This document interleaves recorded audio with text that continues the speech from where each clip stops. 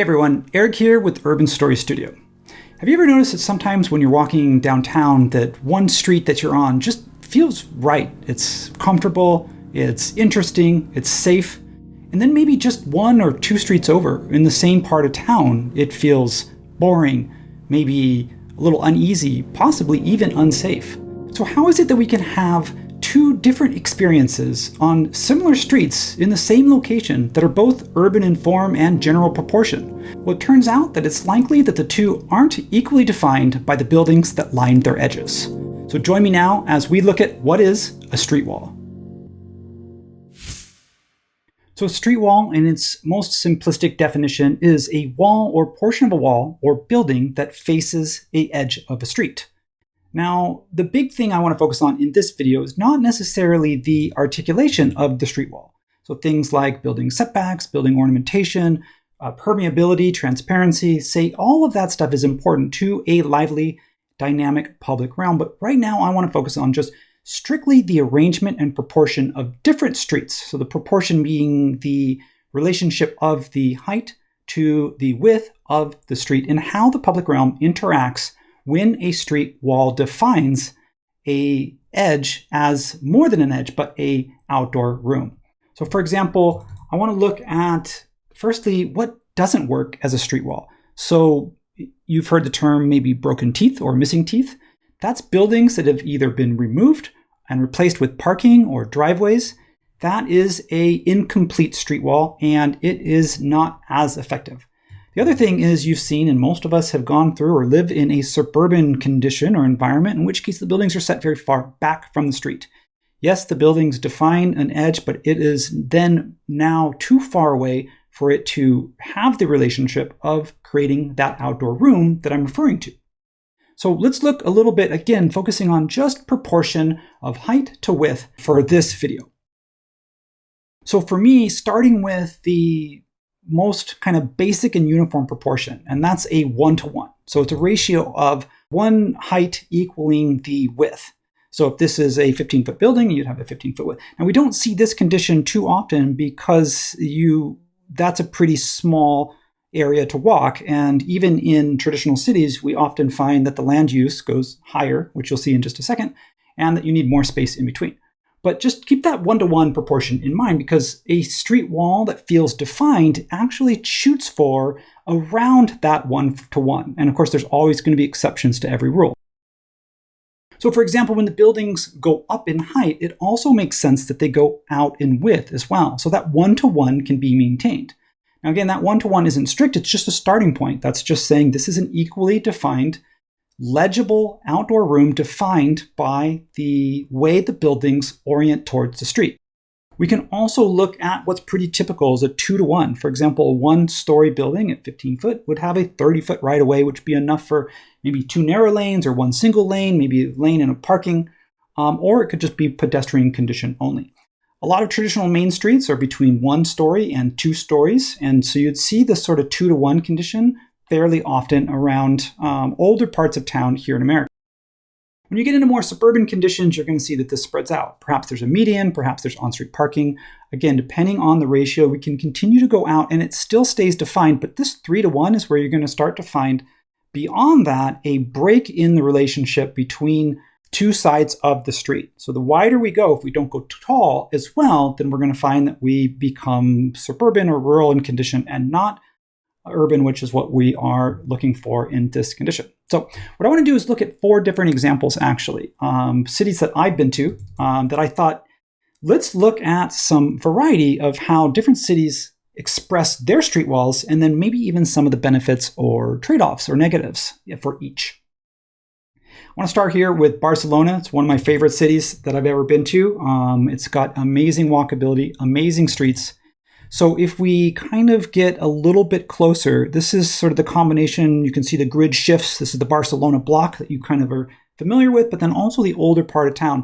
So let's start in the older part of town. If we get ourselves onto the street level, you can see that this is pretty common for most of Barcelona. You see between 2 and even 6 stories. So maybe 4-story being that average. And then the width being about, here, let me measure it just so that I'm making sure that I'm quoting this correctly, about 50 feet in height, and it looks to be about 35 feet in width. So not exactly a 2-to-1, but you can see if I put on my proportion grid here, you can see that we are, 1-to-2 because we're flipping, we're going vertical in this case. So now all of a sudden, this is very, very common in a traditional setting because now the infrastructure for the street is quite expensive. So going wider, unless there's a purpose, doesn't make sense. The other thing is the building heights being capped from 4 to 6. That makes sense. There were no elevators back then. So that's what people, and probably still today, are willing to walk up and down. The other thing about this proportion is that Barcelona, being Mediterranean climate, is quite hot. Same with southern France, parts of Germany, all over the place. You're going to find that getting shade down onto the street in the hottest time of year is important. So that's also why you have that slightly narrower width as well. So let's look at how that feels in Street View instead. So we're going to pop over here so that we're not just looking at it in the SketchUp 3D model. It's really just so we can pull some dimensions and we can kind of move around. But if we were just to drop a Street View guy on any of these streets, I don't know, they're all pretty similar. You can see that this is a very well-defined street. And because you have a consistent street wall, both in height and in width and in orientation, which is how it fronts the street. So it's contiguous, it is consistent, and it is, in this case, articulated. So I can go pop around. Again, this was a random street, and I know that not every street is equally defined, and that's the point. They should not all be the same. But you can see there's a logic consistency in the way that the streets, the buildings, express themselves against the street. And that's what just makes Barcelona one of the greatest places. And I'm not even picking the great streets. I'm just picking an average random street here. You can see I'm sure there are better ones as you get closer to the historic district and the touristy areas. So let's pop back over to SketchUp for a second because I want to look at my second street, which is, in this case, New York City, another great city that I love. Very walkable, very interesting, great mix of variety of buildings, but slightly different scale. So you can see that street widths aren't that much wider because they were developed later, but the buildings themselves, the typology, of course, when New York was developed and when it really, really grew, expressed itself vertically differently than a place like Barcelona that capped itself at that 4 to 6. So let's put ourselves, this is the financial district. If you're familiar with, if I go back here to our map, this is Lower Manhattan. So what we're going to do is just kind of pop down into the financial district, kind of near Wall Street, and see what that looks like. Again, street wall, it's defined, it's consistent, it's fronting the edge, it's got a decent width, meaning it's not too wide, but you can see when we step back, now all of a sudden when we put our proportion grid, this can be easily 1 to 7, 1 to 8, 1 to 10. This is where you start to realize that you are no longer to scale. When we get over that 1 to 2, even over that 1 to 3, this is where we start to break down this as an outdoor room, because it's not really designed for the way that what we can see and what we can hear and how we can interact with the buildings on the street. So let me pop over here again to New York. Here's where we are. If I kind of zoom in a little bit and find a street here in this Wall Street, near Wall Street, I remember walking down here and I remember it being very dark, very sort of a little bit ominous. Is no plant material. Doesn't feel, there's no shops really necessarily. There are, but there's not a lot of shops. It doesn't really feel like a place I want to kind of linger. So even New York City, that's got nice tight streets, totally connected street grid, beautiful historic architecture, you can see when that street wall scale is expressed vertically, exaggerated, that's when you start to get that sort of uncomfortable feeling. It's a little bit darker, it's a little bit, it depends on which street you're on. It's going to vary block by block, but you can see that just Manhattan has that very, very exaggerated vertical scale. And it's a very different experience walking here than you would get in Barcelona, even with the same width or similar width street. So let's go on to our third option, which is I'm calling the current modern day option, the suburban option. If that was two versions of traditional, one being traditional walkable and one being sort of traditional but at a much higher density and exaggerated scale, Let's look at the suburban condition where we just spread out at 1 to 2 stories as far as the eye can see. And this is Orange County. This is where I grew up, so I'm going to not knock it too hard, but I am going to say that it's very car-oriented, and I don't know, there's only, outside of a few areas around the train stations where the historic downtowns are, the old towns, this is not necessarily anything close to what we just saw with either Barcelona or, as you can imagine, New York City. So if I put myself down onto, this is the main commercial avenue cutting through the city of Orange. This is the street that I had to drive every day to get to school or get dropped off. If I wasn't driving before I could drive because I couldn't walk. You can see here that any direction we look, the buildings are all going to be about the same height. They're all going to be pushed back from the street. And so this relationship between not only the pedestrian and the building, but the pedestrian in the street and the pedestrian in the other side of the street is pretty much non-existent. And that's because there's no street wall. There's no defined edge to this street. Of course, you have to look at, if I tried to put a grid on, I probably shouldn't even bother. But if I tried to put a grid, it would be like taking a Manhattan skyscraper and tipping it sideways. We're above 7-to-1 in this case. This doesn't even make sense to put a proportion grid on because it's not in proportion. So back in Street View, we'll see what that looks like as well. So here we are. Again, this could be anywhere in Orange County. It's pretty much all the same, but I'm picking something that I am a little bit more familiar with, having grown up here. And I'm going to pop myself right in front of In-N-Out Burger, which I spent quite a bit of time at. And looking around here, if I can get myself maybe into the center. I don't know if I need to be in the center. That's the thing. I'm trying to get in the center. I can't even get in the center because you are so far away from this side of the street that it might as well not exist. Good luck crossing it. Good luck if you needed to shop here and then shop here as a pedestrian. Good luck. The buildings are set far back from the street. You have parking lots and signage.